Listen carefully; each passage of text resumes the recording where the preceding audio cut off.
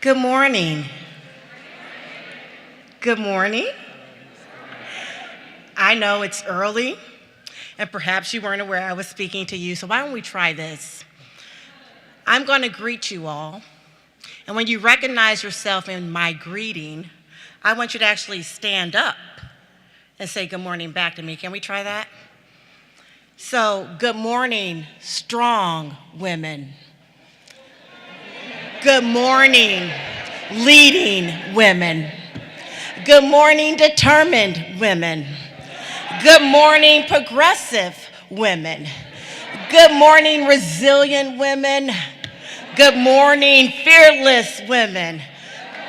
Let's not be remiss in welcoming our men. Good morning, supporting men. Good morning, learning men. Good morning, caring men. Good morning, progressive men. It is International Women's Day, y'all. And people all around the world are gathering around to promote gender equity. So good morning, international activist women. My name is Rachel Dawson. I'm the Managing Director of Precision Health at the University of Michigan and a member of the Women of Color Task Force. I like to think of myself as every woman. Are there any other every women in the audience? Good morning, every women. Good morning. Thank you. Please take your seats. We are so thrilled to be here today as we celebrate this special occasion, 37 years of supporting staff development at the University of Michigan. And so on behalf of the Women of Color Task Force and the staff at the Center for the Education of Women, it is our privilege to welcome you to this 37th Annual Career Conference. This year's conference theme is Amplifying Voices, Moving from Diversity to Inclusion. One of several definitions of amplify is to make something more intense. And that's what this conference is about today. It's about more. It is a celebration of the persistence and perseverance of the Women of Color Task Force, but so much more. It is the collective acknowledgement by the University of Michigan community that diversity and inclusion matter, and we must continue to weave its virtues within the fabric of our workplaces, our communities, and our homes. That we must be intentional in our promotion, support, and development of women, and that while we have made great strides, the race is not finished, the fight is not over. So today, we welcome you to more. More opportunity to engage in self-exploration, to take the next steps in your professional and personal life. More time to learn about your finances and wellness. More chances to expand your network of support that you may be encouraged and inspired. More opportunity to be heard, to be recognized, and to be elevated to control your destiny and to map your own journey. So we hope after you have listened to our distinguished keynote panel, taken in the wisdom of our individual workshops, and connected with your fascinating fellow attendees, that you feel ready to leave this place and be able to do more. More to advance yourself, more to improve your workplace, more to engage your community, and more to enhance your homes. Because we know that it is the elegant touch and timeless wisdom of women like you that makes everything mo better.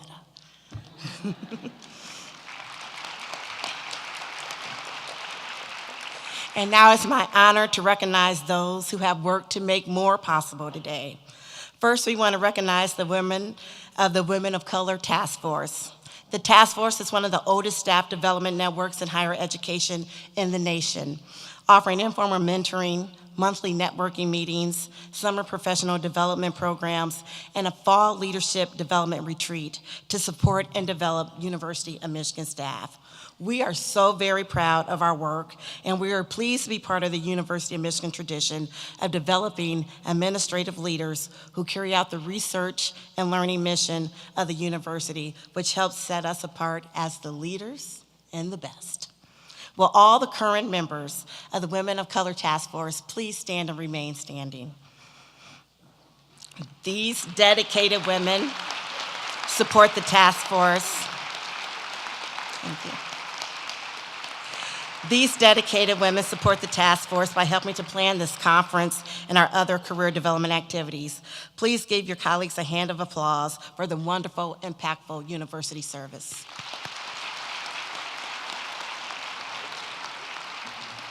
Now will all persons who have served on the task force at any time over the past 37 years please stand.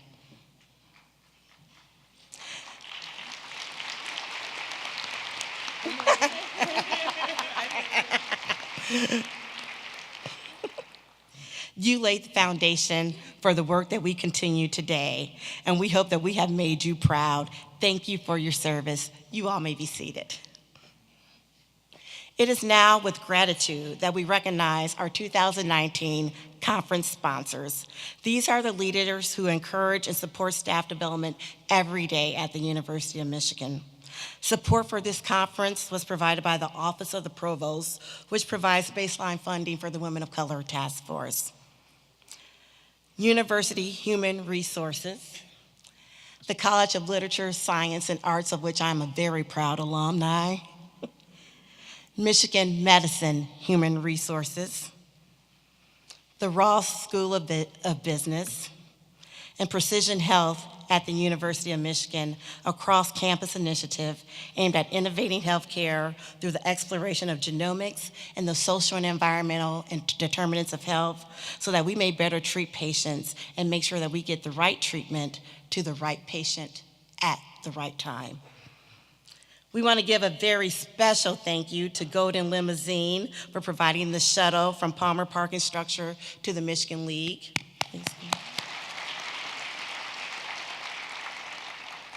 And finally, to TIAA, our Platinum Plus corporate sponsor for the 6th straight year. TIAA is the premier financial service provider for people who work in academia, research, medical, and cultural fields. And they have been a financial supporter of this conference for more than 20 years. We are thrilled to have present today representatives from both the Michigan Ann Arbor regional offices. And a very special thank you to the following sponsors who we invite to the podium to share remarks with us. Ms. Tiffany Mara, Executive Director for the Center of the Education of Women. Dee Hunt, Chief Human Resource Officer for Michigan Medicine. Ms. Teresa Saramovsky, Director of Financial Consulting for TIAA, and Ms. Laurita Thomas, Associate Vice President for Human Resources. These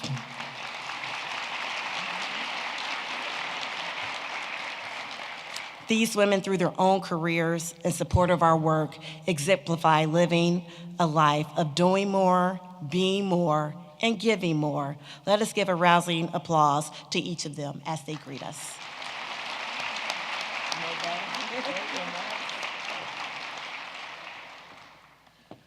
Good morning. My name is Tiffany Mara, and I'm the director at CEW, formerly known as the Center for the Education for Women. It's my honor to bring you greetings this morning on this particularly momentous day, as it is International Women's Day, as well as this 37th time that this conference has happened. And I would be remiss not to acknowledge Janice Rubin, who's the WCTF leader, who is behind the scenes doing all the work for her efforts every year to pull this thing off. It's an amazing effort, and it's an amazing feat of all the WCTF members who play an incredible role in making today happen. You may have noticed only a few people stood up today. The membership is actually over 100 people, and they are all around you, getting people here, getting people to the different sessions. I invite you to introduce yourself to them, as they're all really amazing women here to support you. And so please do make yourself known to them, and I hope you'll find the network a place of support for you. The theme for International Women's Day is balance. And I want to talk about this just for a second. It's balance for the better. It's focused on gender-balanced boardrooms, government, media coverage, wealth, sports coverage, across the gamut, employment. While gender balance is essential, we have to be at the table. It's not the only part of the equation, right? We have to also be included and treated with respect and be heard and make sure our voices are respected in the same way that everybody else's at the table is respected. And I think that's what this conference is about. Janice and her team have chosen Amplifying Voices because it's not just about being in equal numbers. We see equal numbers, and we still hear people talking about, I didn't feel heard. It doesn't mean if there are 5 of us at the table and one other person, one non-female at the table, we can still feel not heard or respected. So we need to move beyond just balance and diversity. But as our DEI plan here at this fine university points us to, we need to also work on equity and inclusion. And so what does that mean? It means that all of us demand respect, that we're treated equally, that we're included at the decision-making tables of who gets promotions, who gets tenure, how policies are decided. We need to be at those tables so we can change this place. And beyond just decision-making, it's amplifying each other's voices, right? So how many times have you seen a person sitting at a table with their head down? That horrible look on their face of not being heard. We've all seen it. What can we do to support them, to repeat something that they've said, to do a simple act of like, I heard Pat Coleman Burns say, right? She was the first person to say that. She was not the third person to say it, right? It's simple things like that that really make us be respected and treated as equals at the table. The Women of Color Task Force, it's a priority project to me and to CEW because it affects directly, the CEW's mission at empowering women in underserved communities at the university. It provides resources to staff across campus, staff who feel marginalized, whether you're a woman of color or not. If you feel marginalized, you're welcome at WCTF. Male, female, race, doesn't matter. They're there to support you, any marginalized person at this university who doesn't feel like their voice is equal. So I truly hope you'll reach out to the WCTF members, as I've mentioned before. They support the advancement of each other, as well as through conferences like this and other programs throughout the year, the advancements of those who aren't members of WCTF. So please be on the lookout for their website and find other events that you can join and be a part of. Women of color face unique challenges in the workplace and in higher education. We have to acknowledge that and own that, because if we don't, we can't create change. If we let it be a hidden secret, if we don't call it what it is, we can't create change, and we can't change policies for the better. So at CEW, we own it. We use research and data. We use qualitative work to acknowledge the challenge and bring it to leadership so that we can change things on the back end for the better for everybody.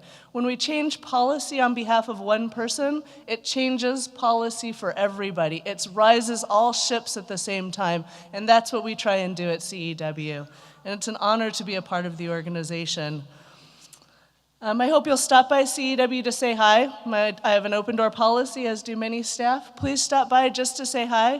We've also just renovated our space so that it's open and welcome to anybody in a supportive community. So please come, get a free cup of coffee, make yourself known to us at CEW and to WCTF. We're here for you. We've called our new space the home away from home. And I truly hope when you show up there that's how it feels to you, like a welcoming, home-like environment. We'll be launching a couple of new programs that I want just to make you aware of. One, in August, we'll be launching an online module called the Counts module. All right, what do we officially have it called at this point? The Toolkit for Supporting Student Success. The idea behind it is that all of us as staff, we play an integral role in what academic success means at this university. We might be the only person that a student feels comfortable talking to because for whatever reason, they identify us as the person that they're comfortable with. And so the toolkit is intended to provide you with additional resources for how you can support non-traditional students. I hope you'll take part in it. It's going to be launched campus-wide through learning and professional development in collaboration with human resources and organizational learning. I hope when you see it, you'll join voluntarily and that you'll encourage other staff in your offices to participate as well. Finally, I'd like to acknowledge the generosity of all conference sponsors. If you'll take a look at the back of your program, they're all listed back there. It's an amazing group of organizations that have put their money and their time behind this conference, and so we have to acknowledge that those contributions are what make today and the 37 years of this conference possible. If those of you who are affiliated with one of the organizations that's listed, if you could please stand, I'd greatly appreciate it, just so that a face is put to these fine organizations. Oh, I'm calling on you all later. So yeah, so TIA is standing right back there. I'd also like to pay special thanks to university partners, including the Office of the Provost, and we have representatives here today, Michigan Medicine and D. Hunt, University Human Resources and Voices of the Staff, Laurita Thomas here, who was the brainchild of Voices of the Staff. As a participant in it, I truly felt like what I suggested and what my team suggested made a difference, and that's an amazing feeling as a staff member here at the university. So thank you to you, Laurita, as well as the Department of African and African American Studies, the College of Literature, Sciences, and Arts, and Ross School of Business. TIA has been a major sponsor of this conference since 2003, and I greatly appreciate their contributions, their guidance, their perspective, and their continued support of not just this, but many CEW initiatives that we hold throughout the year. Many of the representatives are here today from offices across the country. I'd like to highlight a few that I see right back there. Doug and Julie. I know Teresa will be joining us later, Shar, and there are a couple people who are also working a booth up at the Michigan League. If you could all please just stand to be recognized. They are major contributors to this conference, and again, without their support, today would not be possible. Now, I'd like to turn the mic over to Dee Hunt. She's the Chief Human Resources Officer for Michigan Medicine. Please join me in welcoming her to the podium.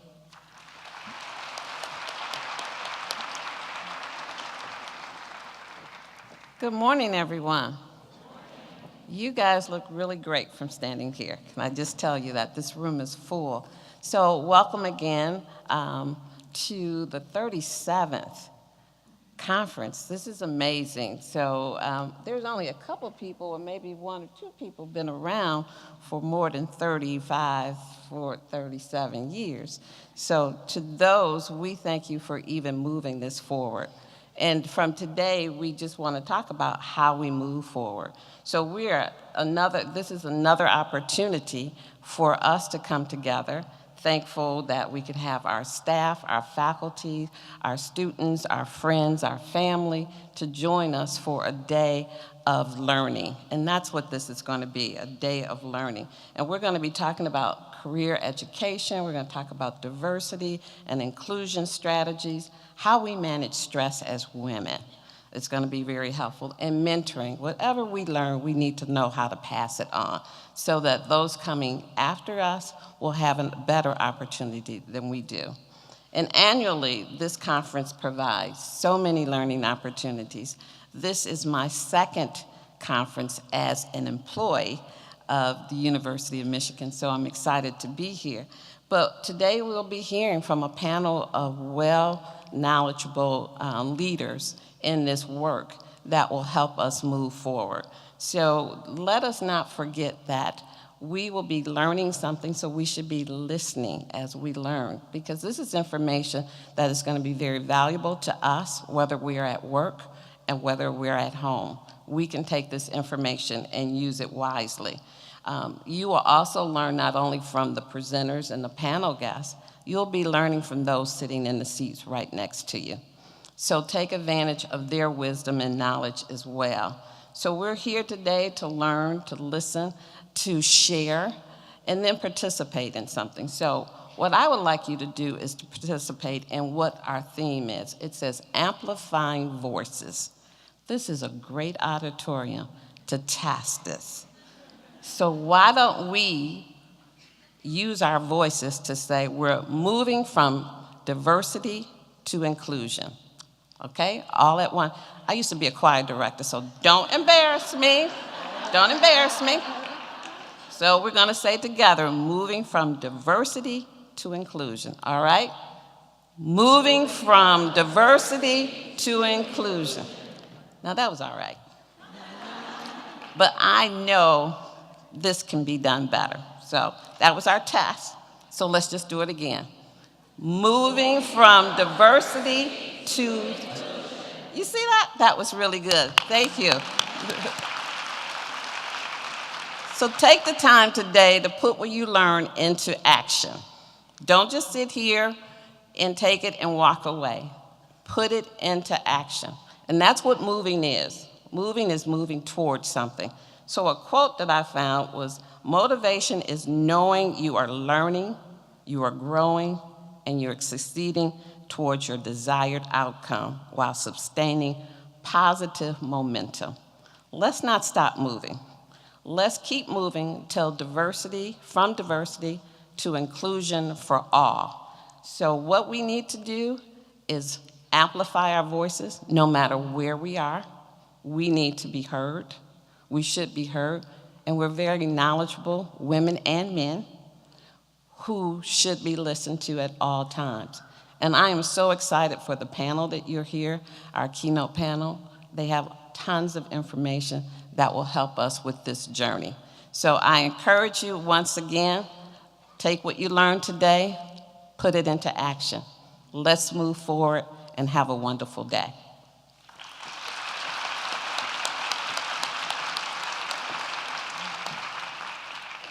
Well, good morning, everyone. It is our distinct pleasure from TIAA to be the Platinum Plus sponsor again this year for this wonderful conference. My name is Teresa Serafimovsky, and it's my pleasure to again bring you greetings from TIAA again this year.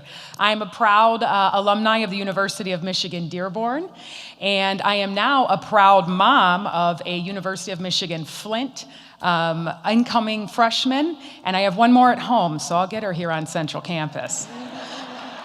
So I really appreciate the opportunity to speak with you today, especially about diversity and inclusion. TIAA has been on a journey of its own for several years. Under the leadership of our CEO, Roger Ferguson, back in 2016, we actually started a company-wide journey to inclusion. We recognize very quickly, as many of the other speakers have discussed today, is that diversity is a start, but inclusion is truly the destination. And so we started with a company-wide individual groups where we had small groups of employees discuss diversity, inclusion, and more importantly, go over biases and ways to overcome and ways to make sure, as many have noted, the journey and the destination is not just that seat at the table, but a voice at the table and a voice that can be heard. So for over 100 years, we've had the privilege, the pleasure of working with all of you here at the University of Michigan. And since 1919, when the University of Michigan became TIAA's very first client, this marriage came together, and we look forward to continuing to learn from this conference every year, because many of the teachings that we've had over the past 20 years we've had in association with the conference, we've taken those learnings back, put it into our programs, and I am very excited to see what the panel has to bring today. So thank you all, and we appreciate to continue our journey together today and enjoy the conference. Thank you.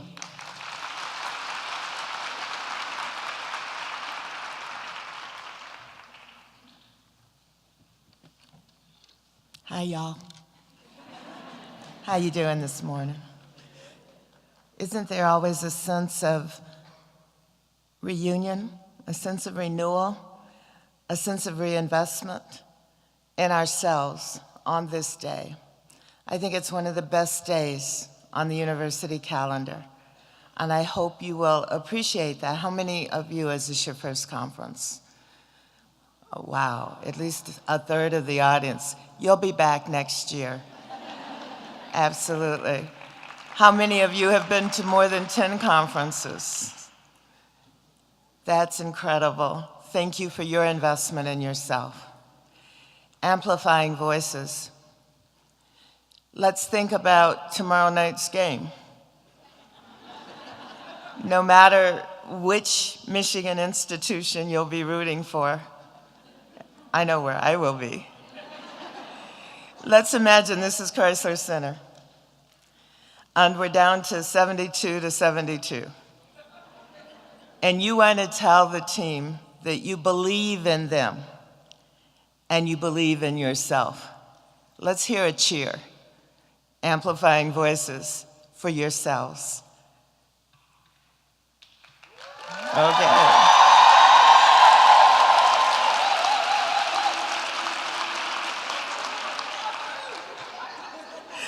Go blue. But I have family members who'll be saying go green. And everyone will come out a winner because they're battling for a championship. And that's what you're doing too. You're creating the champion in you, you're creating the champion in your team, and you're creating the victors that are the University of Michigan by your mere presence here today. One of the key aspects is learning our stories about each other in the journey to inclusion. What I'd like you to do right now is begin the networking attribute of this conference. Those of you that are sitting with people you know, I want you to stretch out and meet someone you've never met before, or someone you know a little bit about. I believe there's no power greater than a community discovering what it cares about. So I want you to introduce yourselves to at least one, if not two other people you've never met, and share something that you care about. Right now, go to it. Meet someone you've never met before.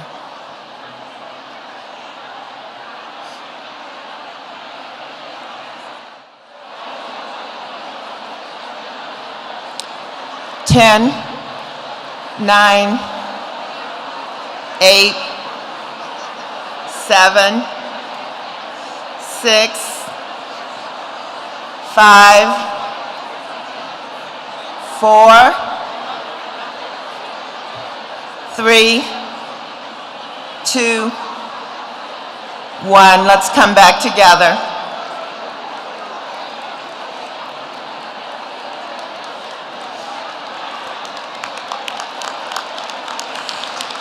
Yay, the voices.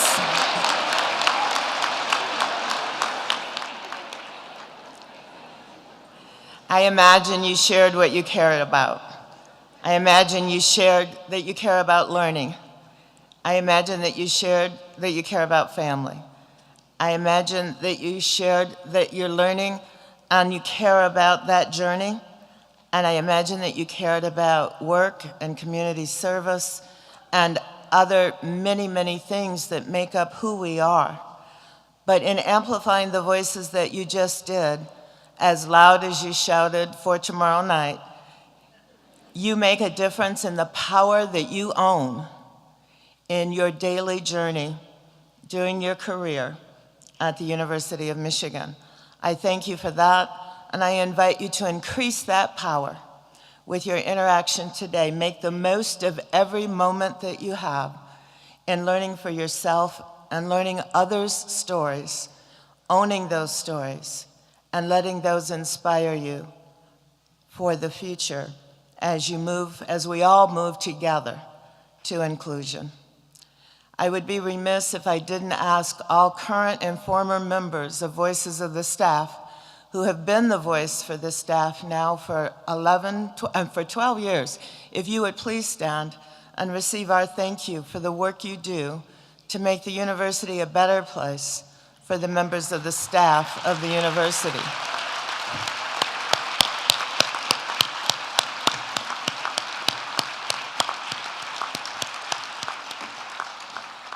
Voices is in its recruitment season, and there is a table over at the Michigan League. So if you'd like to learn more about the work that Voices does on your behalf, please stop and interact with the folks at the table. My sincere appreciation to all of the sponsors, particularly TIAA, who by supporting us makes a major investment in education, and they've done that for as long as has been mentioned, 2003, but I know the spirit of investment in education was already there. And now, do more for yourself, more for your families, more for your teams, more for the units, more to make the University of Michigan a premier employer for our beauty, our richness, our learning, our correcting our mistakes, owning it and moving forward on the journey to inclusion. Have a wonderful day. And now the panel.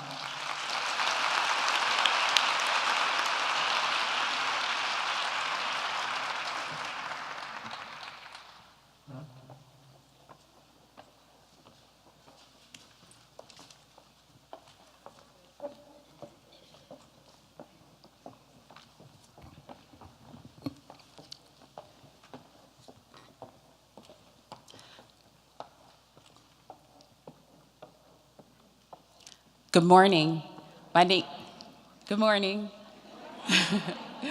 My name is Zarina Akil. I am the administrator of the doctoral program in immunology here at the University of Michigan, and also a very proud member of the influential and industrious Women of Color Task Force. Before we get started, we would like to acknowledge that the University of Michigan was founded through the Treaty of Fort Meigs in 1817, when the Anishinaabe, the Three Fires Confederacy, and the Ojibwe, Odawe, and Potawatomi, along with their neighbors, the Seneca, Delaware, Shawnee, and Wyandot nations, ceded portions of their land so that their children could be educated. The purpose of this statement is to show respect for indigenous peoples and recognize their enduring relationships to the land. Practicing acknowledgement raises awareness about histories that are often suppressed or forgotten.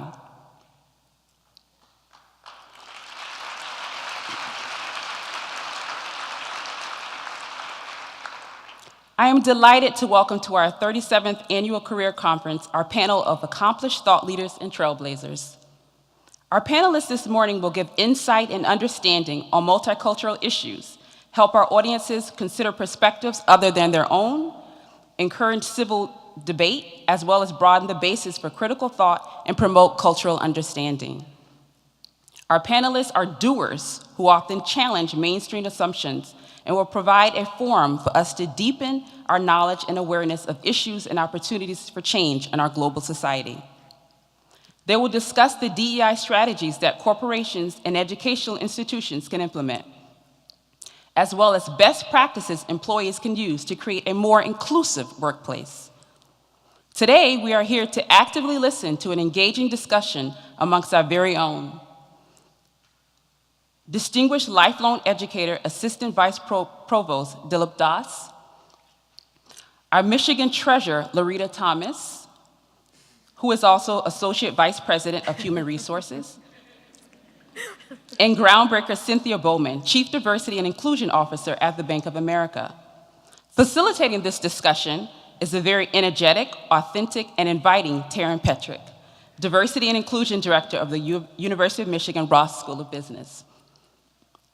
Taryn has nearly 20 years of progressive experience at the University of Michigan, teaching courses, overseeing research teams, and training students, staff, and faculty on issues of social inequality, inequity, bystander intervention, and intergroup relations. As an experienced leader in diversity and inclusion, she is passionate about creating intentional ways for individuals and groups to explore how their own identity, culture, family background, and personal experiences affect their perception of social inequalities and inequities that exist in our society. Please join us in welcoming our very own ally with a solid background in diversity and inclusion and facilitator of this lively discussion, Taryn Petryk.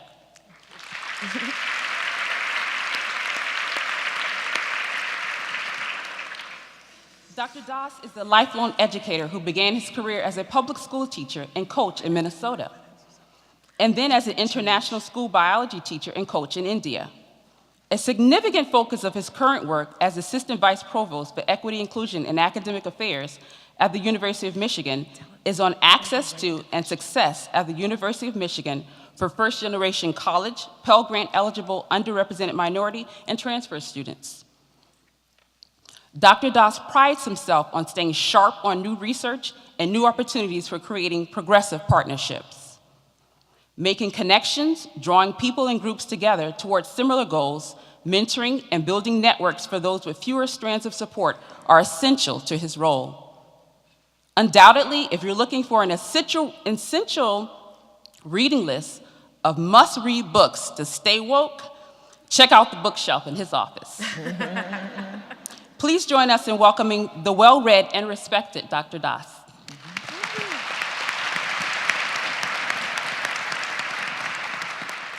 Laurita Thomas is Associate Vice President for Human Resources at the University of Michigan and is quite simply a national treasure.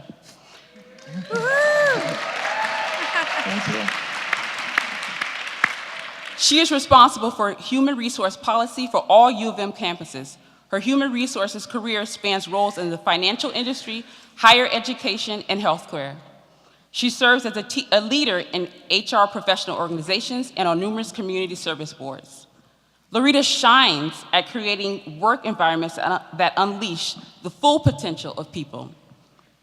She is a recognized leader in human resources at Michigan and throughout the country. The type of leader who always takes the time to create opportunities for others. As many of you know, Laurita has the extraordinary ability to bring words to life. Please join us in welcoming everyone's role model, Laurita Thomas. Thank you. Thank you. Cynthia Bowman is Chief Diversity and Inclusion Officer for Bank of America. In this role, she serves as the Chief Strategist for Diversity and Inclusion globally, focused on leading programs, initiatives, and policies that actively support the bank's diverse and inclusive workplace. Cynthia is responsible for keeping diversity and inclusion at the forefront for managers throughout the company. Ms. Bowman has been recognized by the Georgia National Diversity Council as one of the most powerful and influential women, and Diversity MBA magazine as one of the top 50 senior executives under 50. Barely.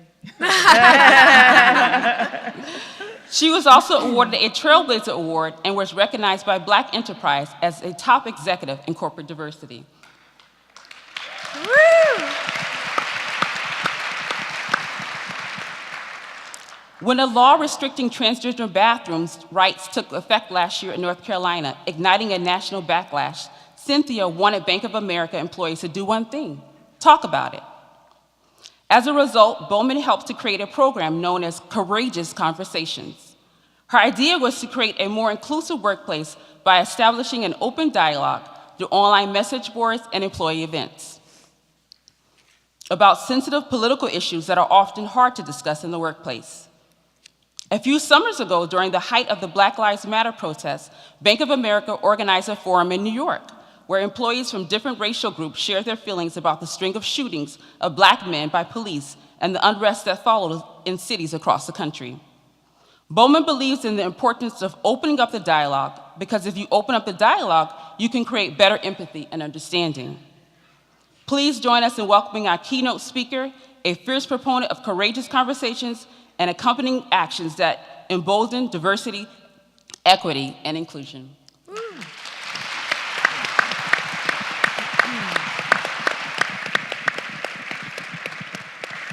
Thank you, Zarina. That is by far one of the best set of introductions that I have ever heard. Let's give Zarina a round of applause. That was amazing. Good morning, everybody. Thank you so much. Thank you. Let's hear that again. We keep doing that. Good morning. Woo!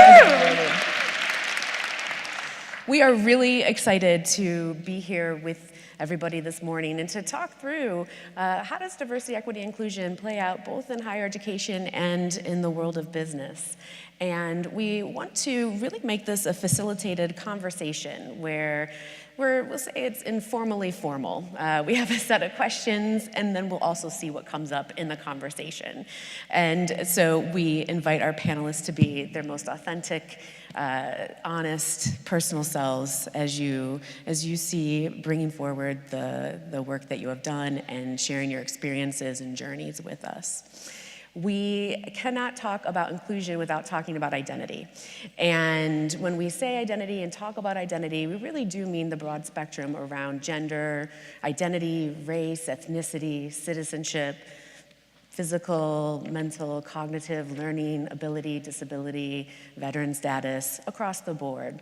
And so as we move through our conversation around diversity and inclusion, let's keep in mind the broad spectrum, as well as those areas and identities that we are really moving forward and breaking barriers for throughout both our worlds in higher education and in business.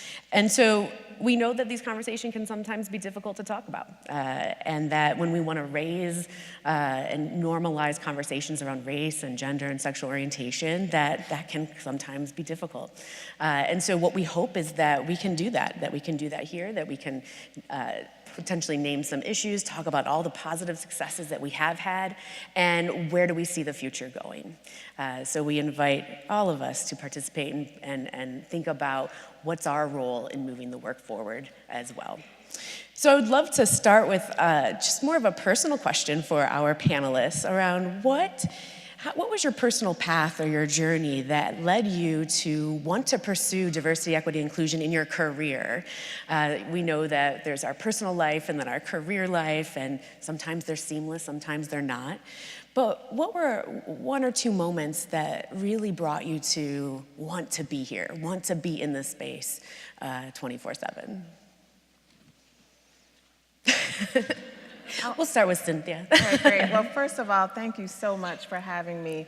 This institution has a special place in my heart, and I really feel on this particular day that it's so great to have a conversation with such an amazing audience, so thank you. You know, I go back to when I was younger. So how many people are familiar with Camden, New Jersey? Okay. If I asked you what you knew about Camden, I would guess that there are some amazing stories about revitalization, but many times people think about poverty or inadequate school systems, high crime rates. Well, I was raised in Camden up until the 5th grade. And while I was there, I was in an institution, it was Parkside Elementary, and I remember having instructors that, similar to my mother, always instilled in me the value that I can do or achieve anything that I wanted to do in life. And my mother decided around the 5th grade to move from Camden to Denver, Colorado. Maybe it was because she viewed that they had better school systems, the environment was clean, and so she packed up her things and left and made a place for herself. Several months later, she sent for my brother as well as myself, and we moved to Denver. And I remember after a couple of weeks of school, I came home and I told my mom that I was not being challenged. Now, mind you, when I was in Camden, New Jersey, I was a part of an academically talented program, and I remember a teacher, his name was Mr. Smith, and he inspired us to be our personal best. And I had teachers like that throughout my upbringing while in Camden. So to come into an environment where I just simply did not feel challenged or someone made an assumption about me quickly was just not natural to me. And what I learned earlier in life, what we know now, is that people make perceptions of you in 1/10 of a second. And within 30 seconds, those perceptions are fully formed. And typically, whenever they receive new information, it's really hard to challenge that initial perception. So whether it was now that I'm a Black student in a predominantly white environment, or maybe it was possibly because they knew where I came from and they understood the history of Camden school systems, but I realized very early as a child how assumptions and biases and stereotypes impact someone's ability and their own mindset about their accomplishments and what they can achieve. And that's really stayed with me throughout my life. So whether it was times in corporate America or roles that I took on in high school or areas where I tried to advocate in college, D&I has been fundamental to who I am just based on my own upbringing.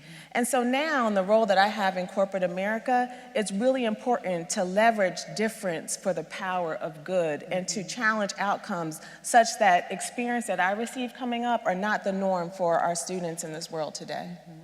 Thank you. Woo, we can clap that out.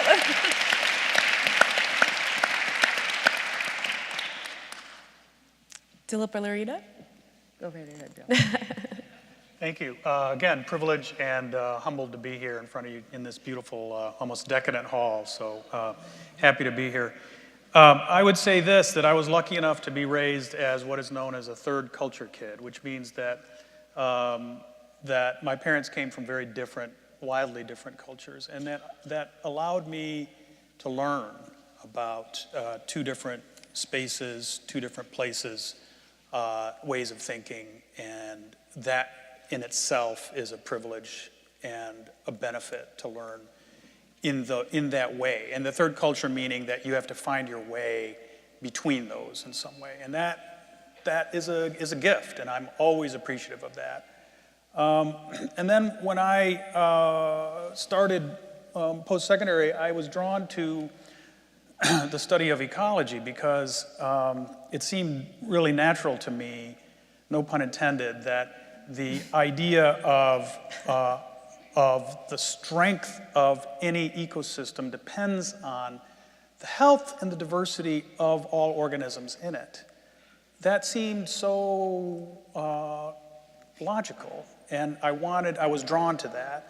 And, and then as the phenomenon of diversity, equity, inclusion began taking hold necessarily in large institutions and small institutions, I was also naturally drawn to that because, like ecology, it's exactly the same way.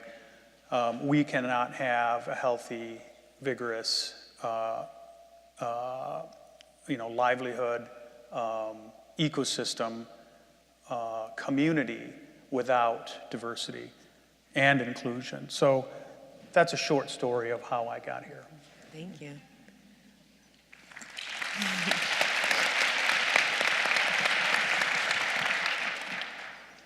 Taryn asked us this question in the back, and I said, pull the mic because I could talk for a while.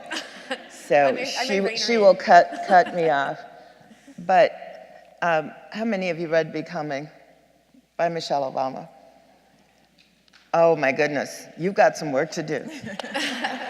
Go right out of here and order it on Amazon. Those of you that have read it are saying yes. She tells her story of growing up on the south side of Chicago and becoming the first lady and living in the White House.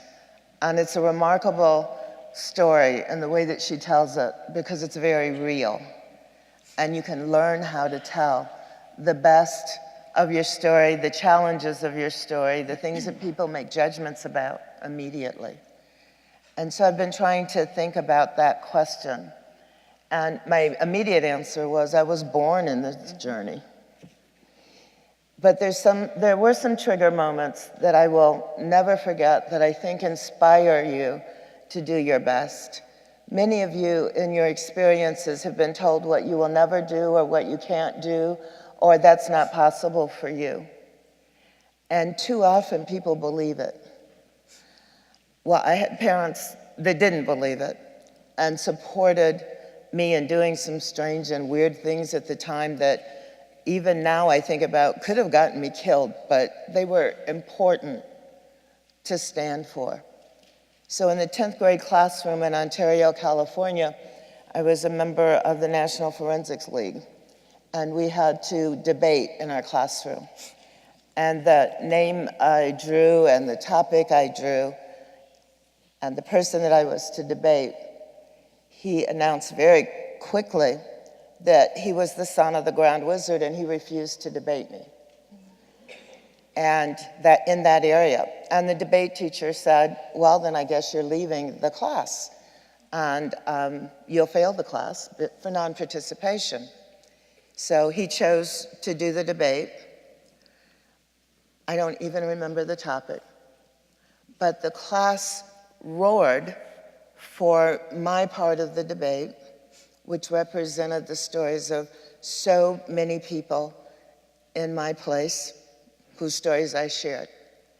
And his way of accepting the class's decision as to who won the debate was to say, well, you only won because of the white blood flowing in you. And then I said, well, let's have a talk about how that white blood got in me.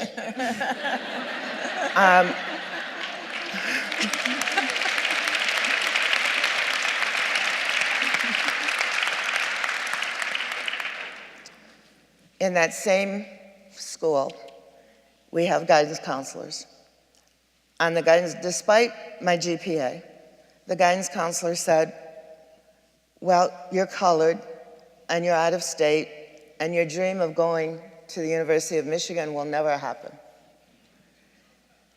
My father was from Detroit, his family was from Detroit, and all I heard all my life was about this pinnacle in Ann Arbor, Michigan, and how much my dad wanted us to be the first to break those barriers and come to the University of Michigan.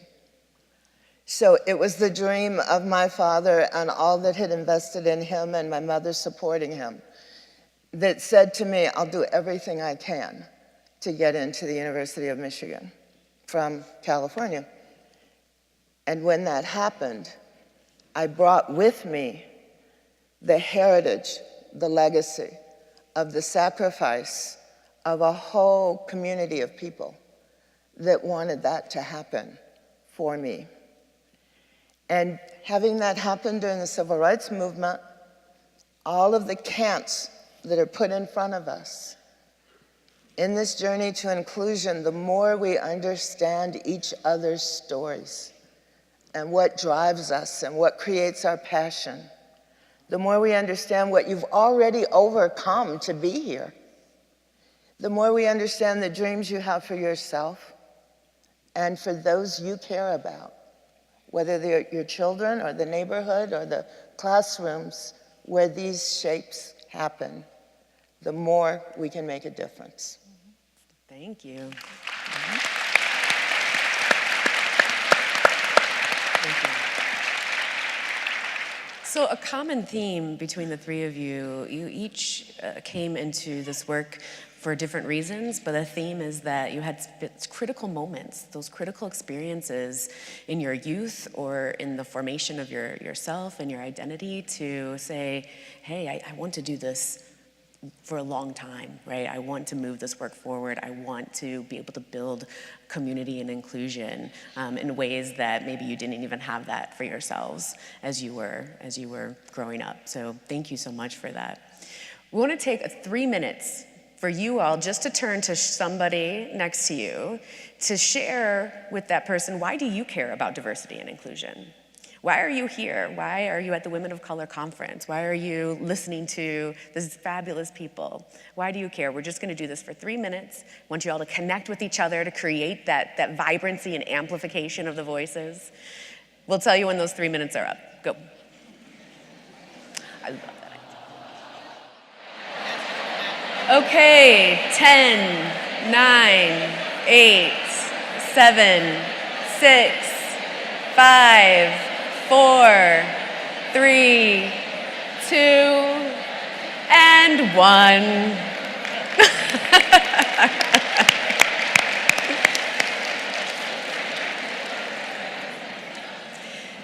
So here's what we know if we're going to continue to make progress in diversity and inclusion is that we need to have each other and that we need to be able to share our stories about why it's important to us. And sometimes just breaking that ice and being able to turn to the person and say, this is why I care, we don't even realize that people care until we ask or until we share.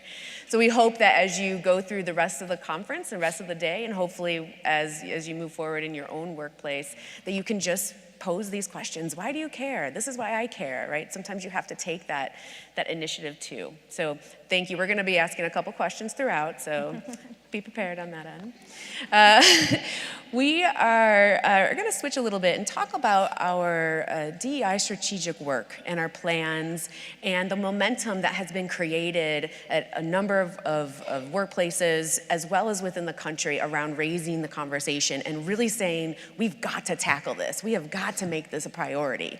And a lot of times that is because of those critical moments. Just like you all had critical moments in your life that brought you here, there are critical moments that happen in our workplaces that make us say, we got to change, we got to make a difference. And so when we think about for whether it be at the University of Michigan or at Bank of America, you've been on a journey, but what are some of those moments of success that you are proud of, that you can say, we're doing this right, we feel good about this, and what is that, and why do you feel like that is moving us closer to inclusion, from diversity to inclusion? Please. So I'll start. I think that at our corporation, I don't know that I would say but it's an and. And one of the reasons is when I think about diversity, our goal is to mirror the clients and communities we serve, and that's at all levels of leadership. And certainly as an organization, we're there holistically. We're over 50% women as an organization. We're 45% racially, ethnically diverse, so our non-white population, and that certainly mirrors the world. We have efforts around allyship, over 25,000 visible allies in support of the LGBT+ community, a commitment to hire over 10,000 veterans by 2020, which we're well on our way. as well as our focus on the disabled population, but more importantly, just an inclusive environment for all. I will tell you, I think that those numbers just don't come without a commitment from the top.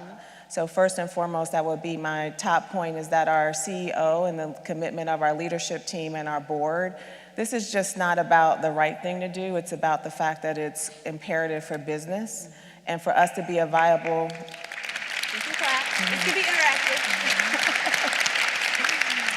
For us to be a viable organization, you know, our CEO was on a panel for Bloomberg and he got a question around what's the business case around women. And he said, I dismissed the question about answering the business case. If you don't understand the power and influence of our women as consumers and the fact that we need to have women in our organization to open up the dialogue and to understand the needs of our clients and why that's critical to our success, then we're not really talking about the right question. And that was from the top. And so,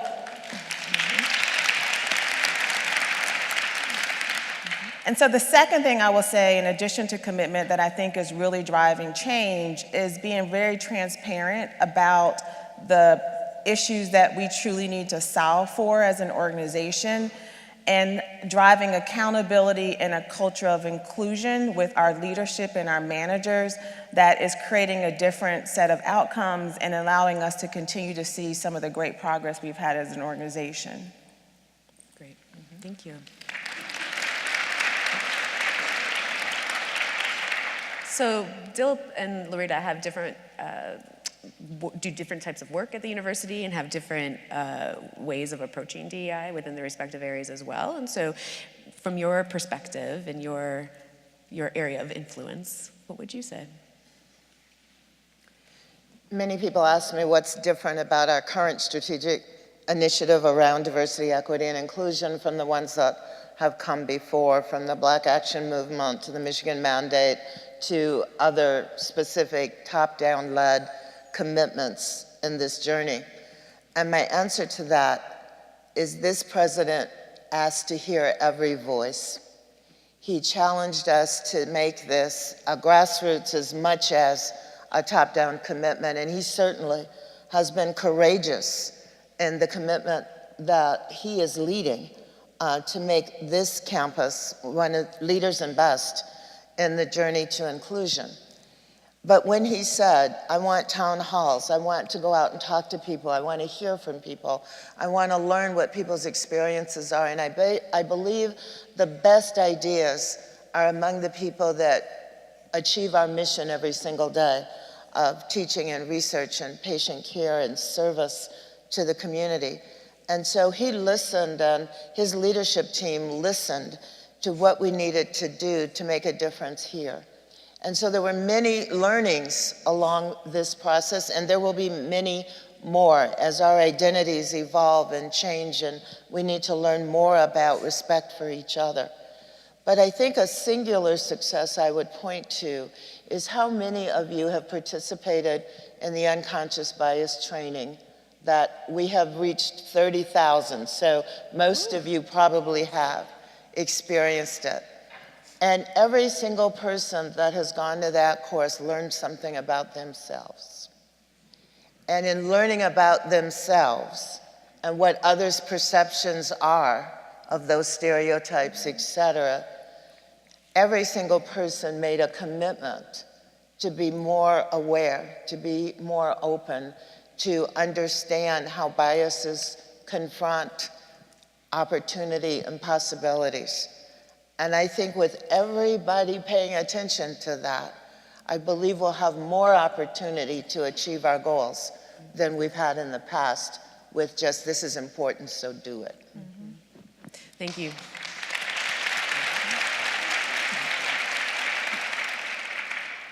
Dilip?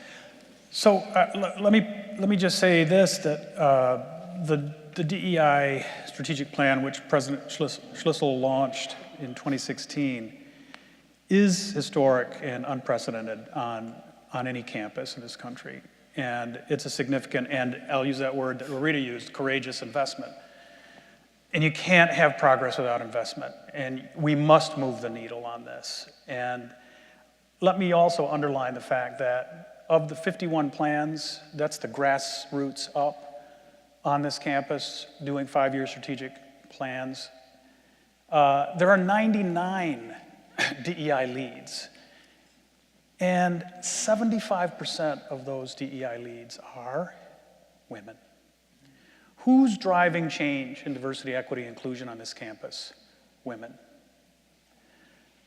1/3, by my count, of those 99 DEI leads are women of color. Who's driving change in diversity, equity, inclusion on this campus? Women of color. I would also suggest that the investment that I speak of is necessary, because if we're going to make some change, we have to invest. Let me use one example. We all know that in the last 30 years, there's been a tremendous disinvestment in both K-12 education and higher education. And that's fallen on the backs in terms of paying for college, on students and families themselves, which often mean tremendous loan volume, although U of M has done a significant step in reducing loans and providing via the Go Blue Guarantee opportunities to come to college with minimal loan. But it also requires reinvestment back into the K-12 community, and that's also what we have done. Because we cannot expect to see the same outcomes with wildly different investments in K-12 schooling. And so we must look to that if we seek, as Cynthia mentioned, a campus that reflects our community. We have to invest back into the community that has been systematically disinvested in over the last 30 years.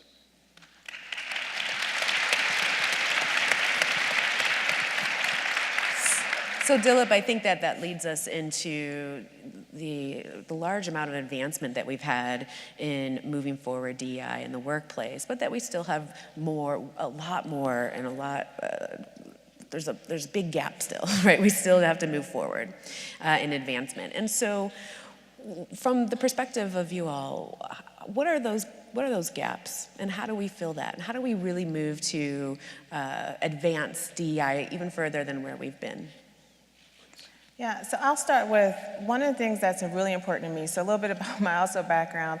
I have an engineering and computer science degree, which leverages itself really well from an analytical perspective, because data is really important to understand where you're trying to go in this space.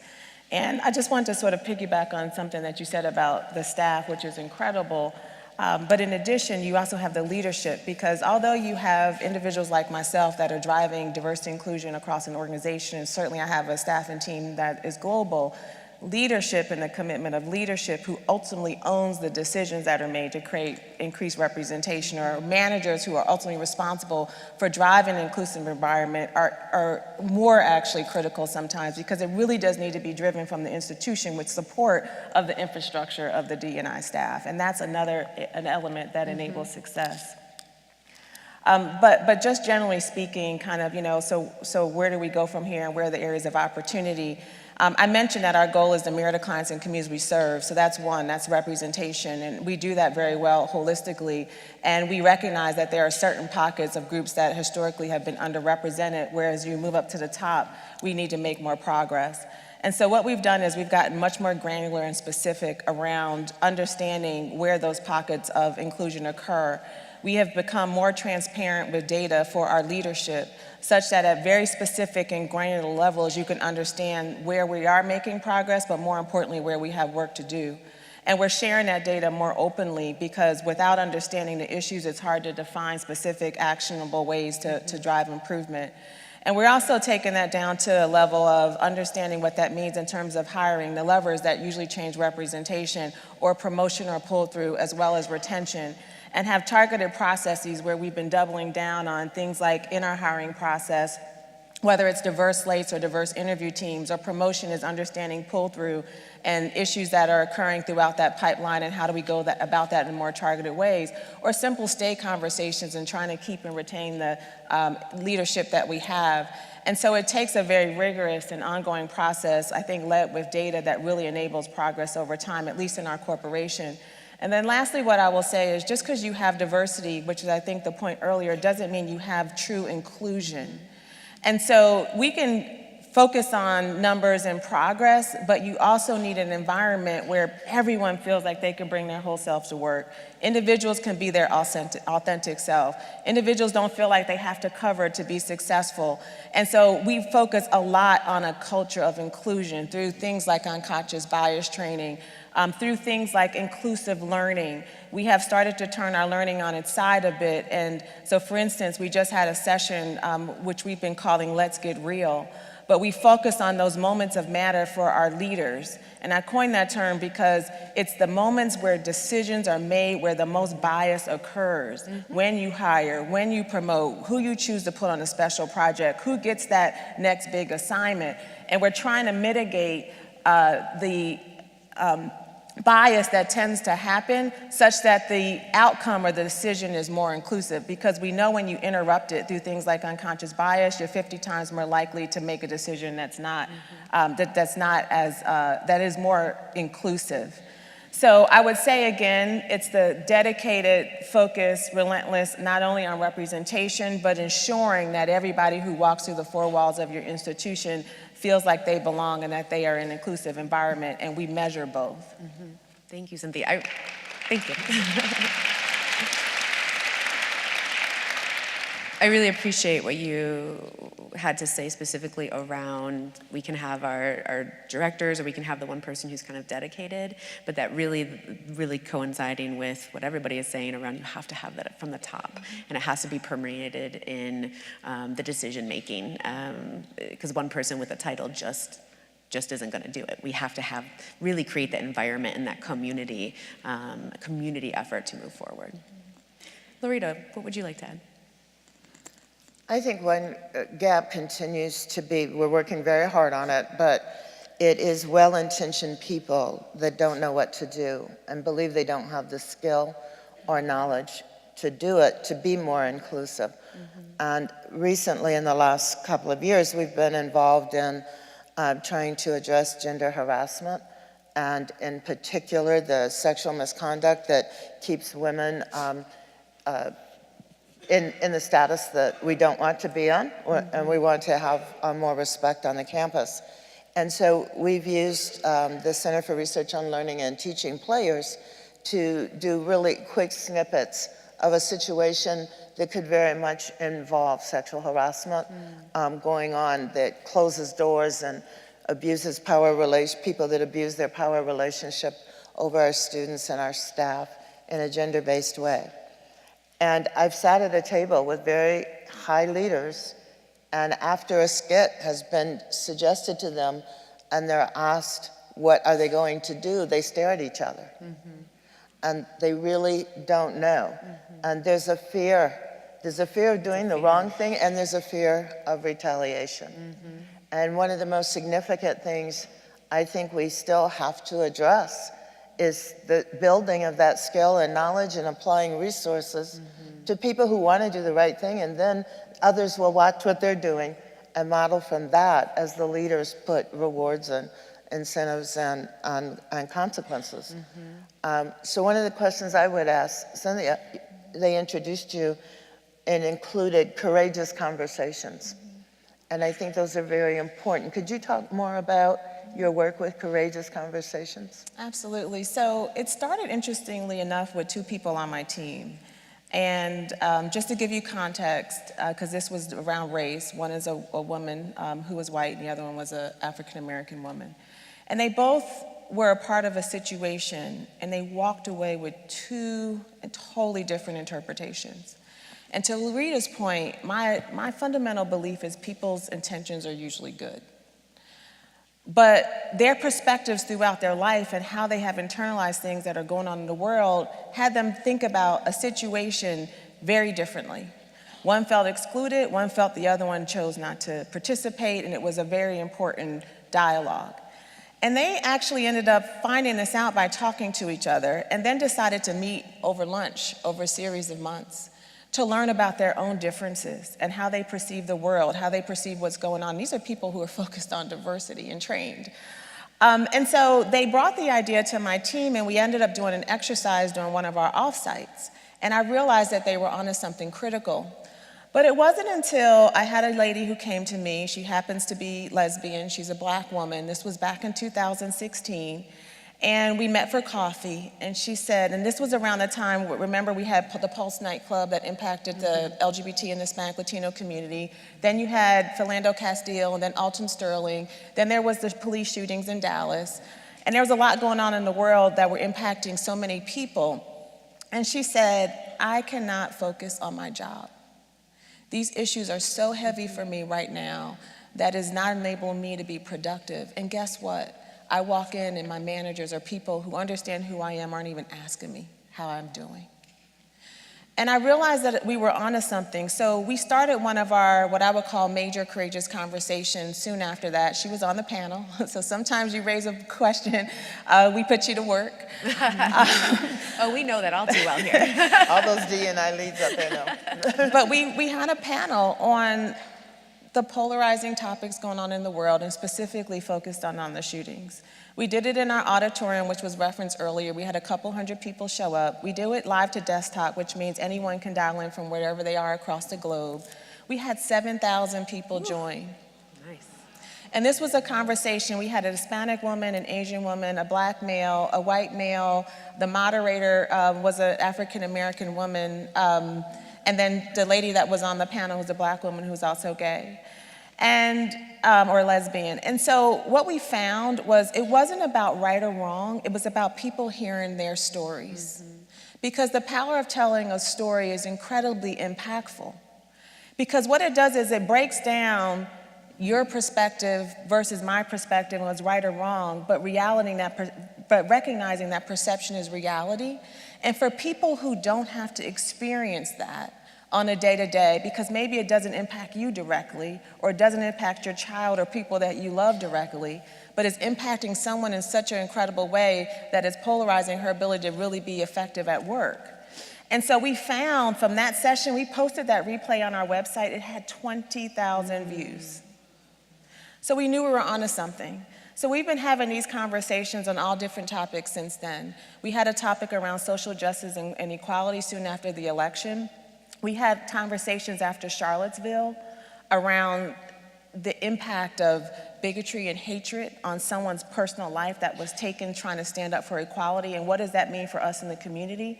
We've had conversations on the role of the majority in diversity, because to Laurita's point, there have been, if you think about D&I and its evolution, it started out sort of really about gender, and so that excluded males, and then it became about race, well then that excluded white males to some extent. And then it was about sort of LGBT issues, and that was sort of excluding straight white males. And the point is, we need everyone's focus. These issues that are coming up in the world, we should be thinking about it if it hit us at home. Someone that we loved, someone that we cared. Would you be quiet? Would you do nothing if it was impacting you? And if your answer is no, then the question I have is, well, why would we want that for anybody else?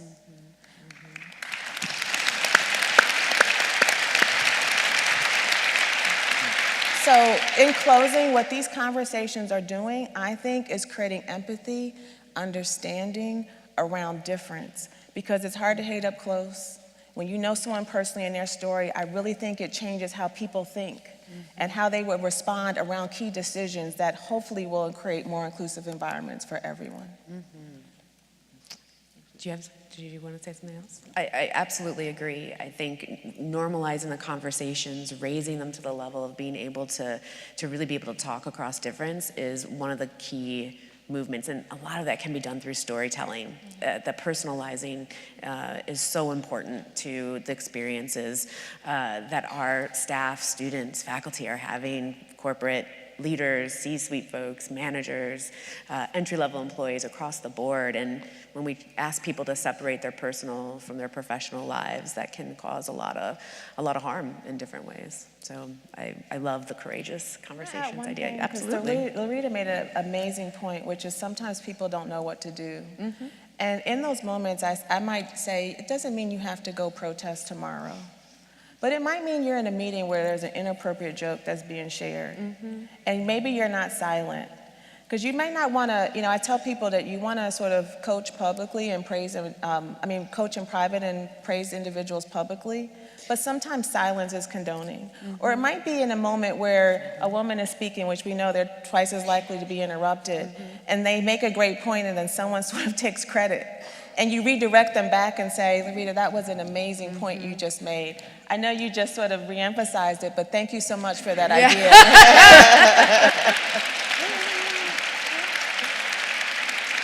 Yeah. And those are actually skills and techniques that a lot of women do to amplify voices, right? Literally amplifying voices in the meeting is repeating back what other women have said in that moment. So absolutely on that end. I'd just like to pick up on something Cynthia mentioned about the employee who couldn't work because she was so stressed by what was happening around her. And it struck me, I think one of the things that has happened that's significant is finally recognition of one of the major concepts, I think, in this generation by a University of Michigan professor, Arlene Geronimus, who developed this concept of weathering that was happening not only in black women, but women of color and any population, in fact, that was suffering chronic racism and dealing with it on a daily basis. And she found not only cellular level impacts on that shortened their lives, but also what was most troubling to her was how weathering impacted women in childbirth. And she found that in a study of black women that the later that those women delivered their babies, the more threatening their life chances were. And now she's finally getting the recognition that this is an environmental and not a genetic problem that is all about the stress that the body absorbs on a daily basis that weathers you down. And it's not related to socioeconomic status either, because she points out that two things that are, I think, relevant to us here as well, that many women of color, for instance, and people of color in general, who leave their support networks from home in order to advance theirselves, their lives, their careers, and come to for example, a predominantly white institution like the university. She says they leave their support systems to get those educations and deal with people who sometimes devalue them on a daily basis in those jobs. And the psychosocial stressors will also weather them. So there's that impact that we see here as well. And finally, the notion that it's not related to how much wealth or health that you have.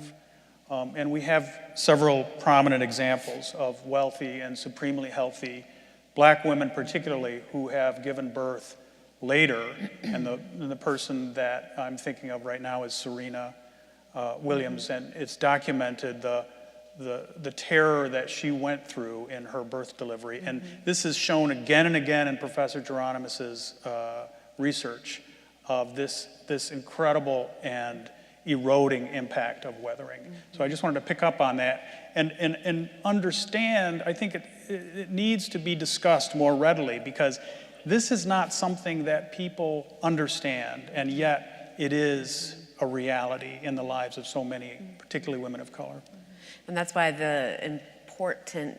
it's so important to be able to acknowledge, name, and provide infrastructure to address these instances and these situations and the data that we know that is impacting our underrepresented, marginalized workforce across the board. What we want to do is do another quick 3-minute check-in with each other. What is one thing that you see going really right in your workplace around diversity and inclusion, and what's one thing that you think your workplace can do to bridge a gap? All right, one thing that's going really right, one thing that you can do to bridge a gap, and go. Okay, we're gonna wrap up in 10, 9, 8, 7, 6, 5, 4, 3, 2, and 1.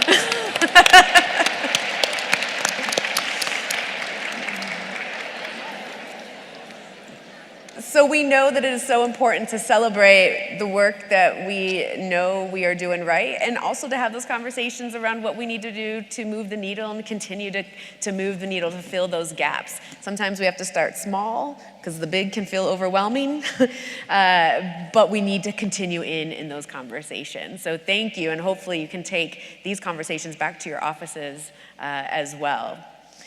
So we want to transition to talking a little bit about some strategies, and we are here. We want to create an environment and a workplace where voices are heard. People feel that that they are included in conversations and decision making, and that they matter, that they are valued.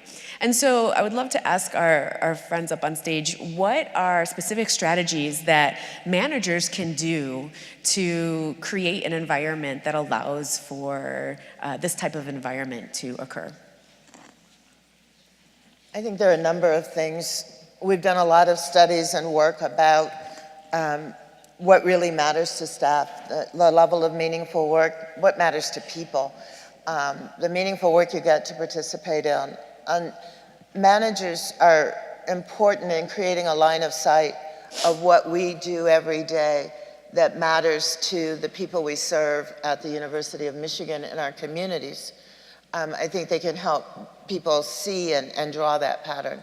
I think managers can go talk to their staff and ask them and tell them, I value your input. I need your ideas for this particular process we're working to improve, or this program we're trying to implement, and have those individual conversations as well as team-based conversations, and really listen to the input they get. We won't always get exactly what we asked for, but your voices and your perspective make a difference in the quality of the outcome of those conversations and those decision-making processes. I think managers can be sensitive to the environment and the amount of stress, and do you help people understand what access they have to healthy programs and the total spirit of health and well-being. And what do? Do you play ping pong at lunch and invite people to do that with you? I've seen conference tables turned into ping pong tables. And it sends a message of, I value you, we value you as an institution, and take advantage of these things that are great about being at the University of Michigan. I think managers can look for lactation spaces and make sure they're advocating for those. I think managers can make sure there's access to unisex bathrooms or single-stall bathrooms so people can be respected that need that. I think managers can represent the quality and excellence of their work in managing up and making sure that ideas leave their unit for what other people can hold. And this is a time when you need to pull the mic, because I have, another whole list. We're gonna pull the mic. We're gonna pull it. But I also want to pick up on what you said about I matter. I want every single person in this room right now, just say, I matter. I matter. And you do, and there's a process for engaging that. I remember a story from someone in Voices of the Staff, and she said, by participating in that dynamic where we work on issues that matter most to staff to make this a better place, she learned how to feel empowered. And the chair of her department had made a mistake that offended people in her unit. And she said before her learning about she mattered, she wouldn't have said a thing. But she found the courage as a patient clerk to go to the chair and say, what you said offended people, and we really need to change the programming that you asked us to do. Not only did she win her point, but the whole department applauded her at her desk. You matter, believe you matter, and use today to empower yourself, because you make the difference. Woo, love it. I agree wholeheartedly. I would add a few things. So back in 2014, I was in an audience with our employee network. So we have 11 employee networks across the bank, 120,000 memberships. That's grown over 16% year over year, and it's mainly grown by individuals who are not in that natural affinity joining other groups, which we think is great because intersectionality is another way I think we're gonna make progress around just having more empathy and understanding around difference. But I asked them how many people felt supported by their managers, and about half the hands went up to be there, to be at this sort of D&I event. And I felt like, we were onto something, so I took it to our Global Diversity and Inclusion Council, which, by the way, our CEO sits on and never misses a meeting. He's never missed a meeting, just to talk about commitment from the top. And we talked about what we could do differently. So we started this initial sessions called My D&I. And it was about my diversity and inclusion. It was a series of focused conversations just around your role as an inclusive leader and a manager at a company. And the sessions were attended and the feedback was like 99, 100% positive in terms of value and impact. We knew we were onto something.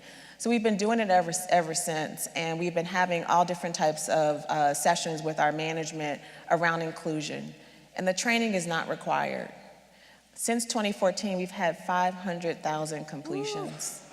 Nice. And so what it tells me is managers care, but to the point earlier, they always don't know what to do. So we've been trying to feed them with information to stretch their thinking, to push the boundaries, to engage, make them more willing to engage in the courageous conversations and discuss the undiscussables. And I'll give you an example. So I talked about the moments that matter, but we also had a session called Can I Say That? And Can I Say That? We work with our ER team and our legal team to say, what are the issues that managers are not doing right around diversity and inclusion? And it came really down to things that were said that probably were well-intended, but just were sometimes outright offensive or inappropriate. That session, managers have loved, and we continue to repeat it. And so the one that we did recently was just on the hiring process, talent acquisition. And so we created vignettes around probably some edgy topics, but things that unfortunately are truly happening in the world and in the workplace. And then had a conversation around how would you approach this? What is your role as the manager? How would you correct the conversation? How would you interrupt the dialogue? And I think what it's been doing for our leaders is helping them to be better equipped with, quite frankly, topics that are not so, that are a bit edgy, but what is their role as a leader? Because that's why you're here, to create a culture of inclusion for all, to interrupt that and drive the right, more inclusive outcome. The last thing I will say is this. Many times when I hear people say this is difficult, and it is, I tell them from a representation, you hire, you promote, and you retain people every day. I just need you to do it in a way that's more inclusive. So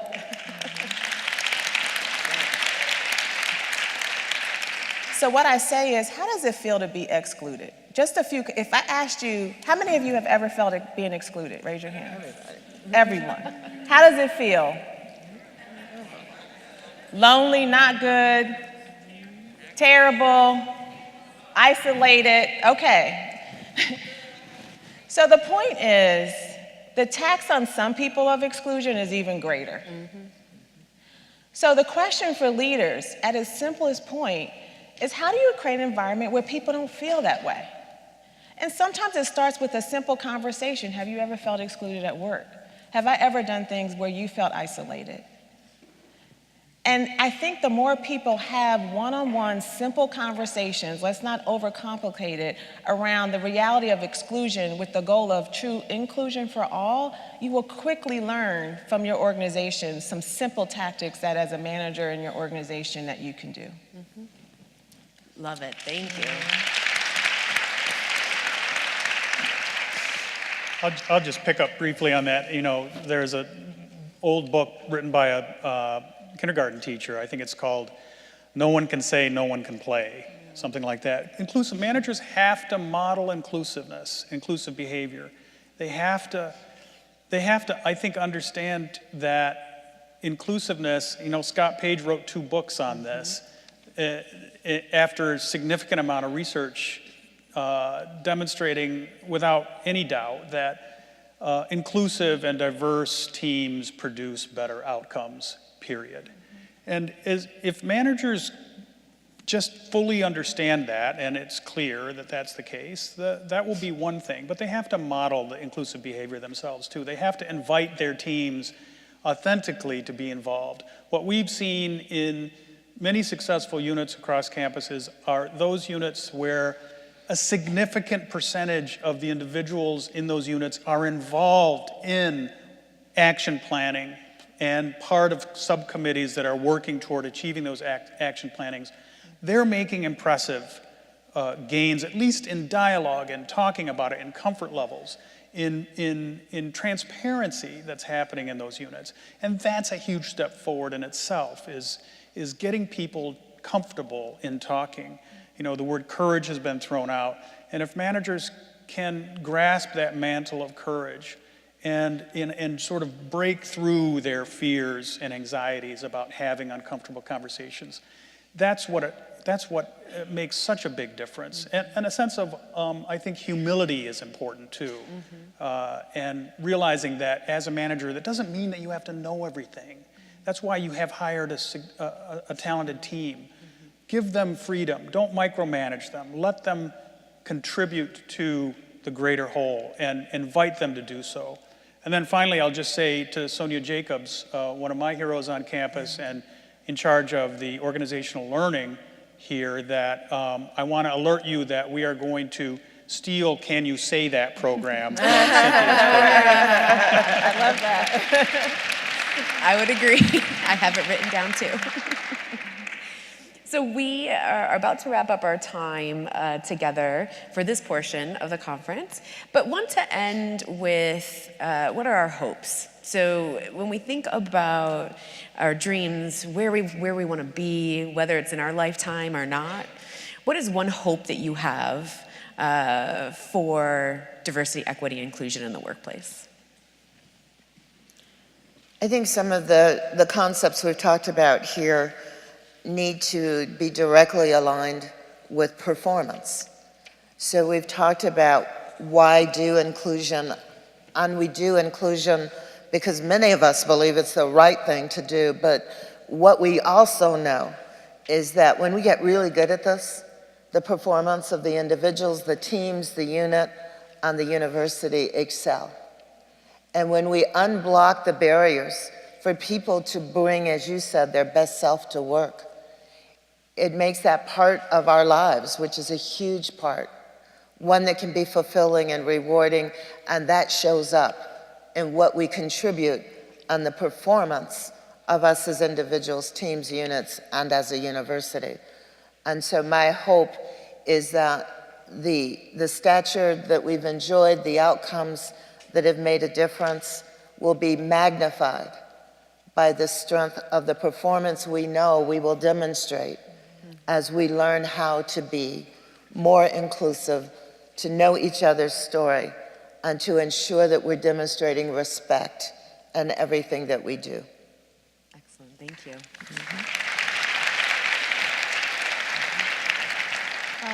I would add that my goal is to continue to make a difference. I think we all have a role of agitating a bit more and questioning the status quo. I think that we have a tagline that says 100% inclusive. We need everyone to advocate for change and true equity and equality for all. It's just not the responsibility of those sort of advocating D&I. It's every single solitary person in your own social structures and questioning, are those really inclusive? I think about a video that I watched, and it was after Charlottesville, and it was Heather Heyer's mom. Heather Heyer is the young lady that unfortunately lost her life advocating for equality. And her mom, during her eulogy, said, if I'm gonna give up my daughter's life for something, then doggone it, we all need to be accountable for driving action. I don't wanna lose my daughter, but if I'm gonna lose her, I'm glad she was fighting for equality for all. And it almost moved me to tears like watching it, and I use that to say she was in that environment talking to an audience that primarily looked like her. And sometimes we need the voice of everyone. And I think the more we can realize that we all have a responsibility for inclusion, it's 100%. Yes, we might focus on some groups that have historically been underrepresented. The data would suggest that that's probably a good thing. But if we all don't take responsibility and using our own personal power, I think, to advocate for true inclusion and equality for all, we're not giving up our personal best. So that's really my hope, is that we all walk away understanding our own internal power, understanding our own internal responsibility, and that we need all voices to advocate for true inclusion, because unless we're advocating for homogeneity, which is really the opposite of conclusion, because people say, well, tell me the business case again. Well, tell me the business case for homogeneity. Or what's the business case for more women? Well, what's the business case for predominantly men? Like, come on, let's talk about the real issues here. And the reality is we all have a voice, and we need to be using that voice to drive for true equality for all. Thank you.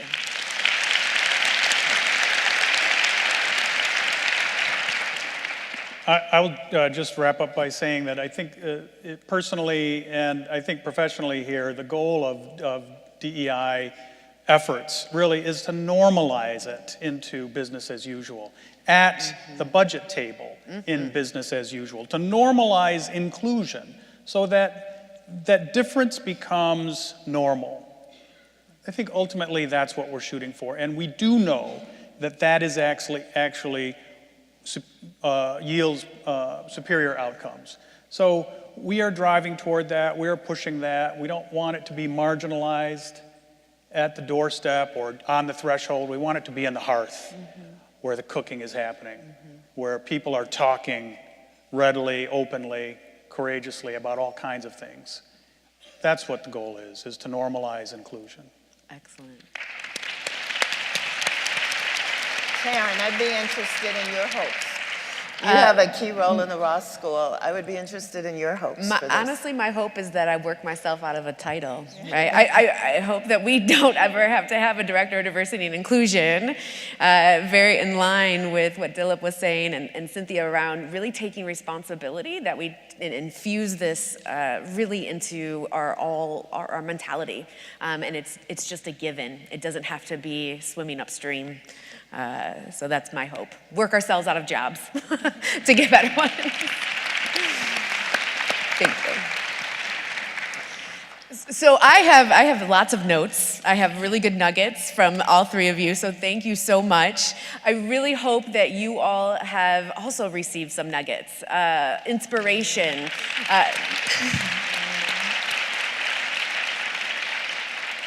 Takeaways that you can take back to your people in your workplace to say, hey, can we try this? Can we talk about this?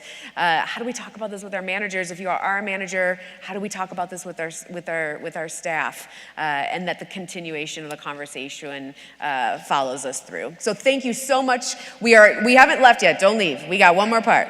We have some amazing special presentations with Diane, Crystal, and Catherine, who are going to make their way out as we transition. Hold on tight. We'll still get you out of here soon. Or we'll stay. She wants us to sit. Oh, they told us to sit. Hello, everyone. My name is Crystal Gregory. I'm with the College of Pharmacy and also a member of the Women of Color Task Force. And on behalf of everyone here today, I would like to thank our amazing Keynote panel for truly inspiring all of us to amplify our voices and to move from diversity to inclusion.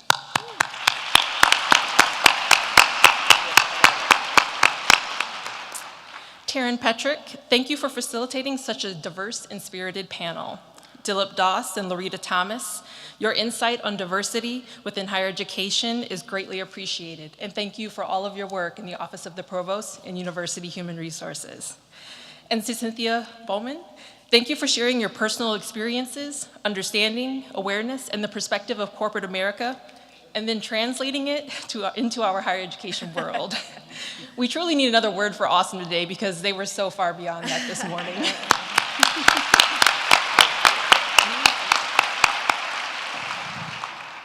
My name is Diane Brinson-Days from the Ross School of Business. So as a token of our appreciation, we would like to present each of you with a custom-made University of Michigan gift basket from Baskets and More. Again, thank you to our facilitator, Taryn Petryk, Director of Diversity and Inclusion at the Ross School of Business.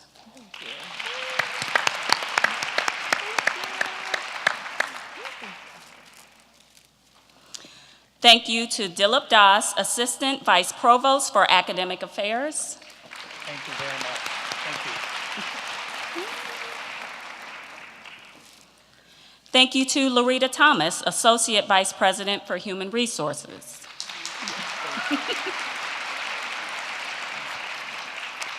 And a special thank you to Cynthia Bowman, Chief Diversity and Inclusion Officer for the Bank of America.